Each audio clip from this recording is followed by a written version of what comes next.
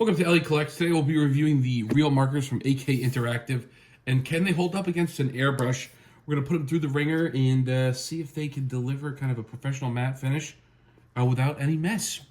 So just a quick overview of the markers. So it comes in two little, I guess, foam things that and as you can see, you got a wide selection of colors.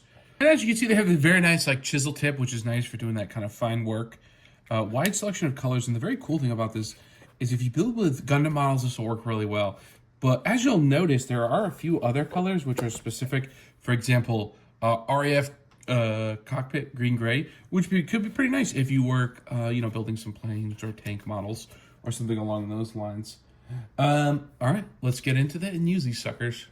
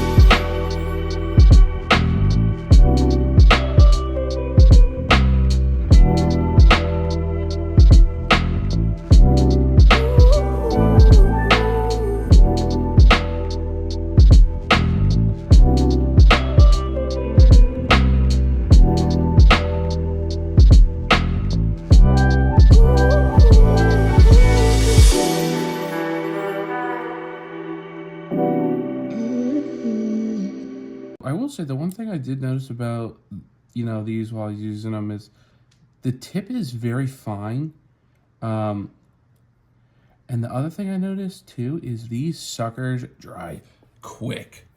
Like if you're not Johnny on the spot with it, as you can see, there's a little bit of, get it in focus for you. There's a little bit of residue on the outside.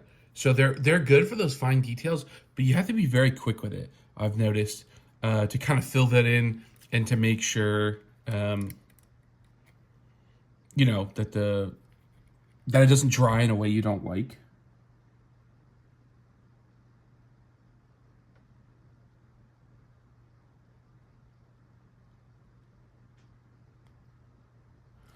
I've had the best success with this is just using my thumb, honestly. I'm gonna kind of rub away at it a little bit. So that's kind of how they look on the smaller side, like smaller details. I think it pops out, looks really nice. Like they're really quickly dry, they're really fast drying. Like it doesn't even come off on my finger, which is pretty nice. Kind of a double-edged sword if you think about it, though. Kind of like a nice like metallic color. Let's see how that kind of pops. But as you can see, they're pretty streaky on larger sections. I have noticed that. So I will say if you're gonna do larger sections with the markers, as you can see, a little streaky, you might have to do 2 or 3 coats on them. I have noticed that. And when you start doing the large coats with these markers, definitely let them dry. Don't be quick to, you know, put one layer on and be like, oh, it's time to put on another one, because you will start to smudge, and then the markers kind of like, I guess more or less like, you know, they kind of mix, which I don't think anyone wants with these markers. Kind of the streaking, if you'll notice, is I painted this is for Char's mobile suit from the red one, the first one. You notice the yellow is a little streaky there, kind of with the red. I just did 1 coat of this here. So you might have to do like 1 or 2. This is like a chisel tip from a Gundam marker that I also have. So it's a little bit, I think this type of tip is more like a paintbrush, I'd say, and a bit more forgiving than this chisel tip. A little test here. As you can see, let it dry for maybe like a few minutes here. Finger dry, so pretty good on that. And I kind of prefer the markers for the smaller details over, say, like a Gundam style marker. It's definitely the level of control that you have with this. You can definitely do some more intricate work, which is really nice. You can also do a little chipping, I've noticed, with these markers. Granted, it takes a little bit of patience compared to your, you know, your paintbrush. But I definitely think they're like a nice entry point for someone who might not want to, you know, go full-fledged into paint and then the, you know, all the paints and then the paint brushes and stuff like that. These are nice. I will say these do run you about $3, $3-ish bucks per marker. So this box was, I believe, last time I bought mine on Amazon, it was around like $97. I'll link it below in case people want to take a look at it. Another thing I really like these markers for is, you know, excuse the atrocious sticker work. This is my like second kit I ever built. I really like it for using to replace stickers. Like I definitely would replace this with the, you know, with the paint pen. Nice coating. I won't be too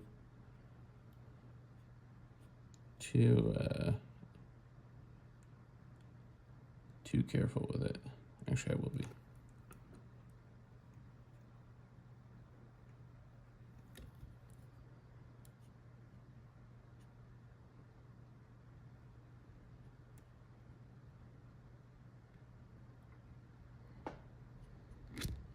So you can notice kind of the streakiness right there. If I can get this stupid thing to focus. Yeah, you notice the streaks there a little bit. Like I said, on those larger areas, you definitely have to do a couple, maybe 1 or, I've done around 2 to 3 coats. Now on these, like these smaller pieces, or the, you know, the kind of semi-large pieces, I try to do my best to like kind of do longer sweeping motions, kind of like this, so that way it doesn't look as streaky. You know, with markers, you're never going to get 100%. That actually looks much better with the second coat on there. You're never going to get 100% with the marker. If you don't have the setup for, or the space, or maybe you don't want to like get involved in the paint, you just want to stick with this like nice little box that you put off to the side, it's a pretty nice option, I'll say. All right, now that this sucker is dry, let's see if we can do those like nice little detail lines without kind of screwing this one up a little bit. Ooh, not my best work. What would I give these markers?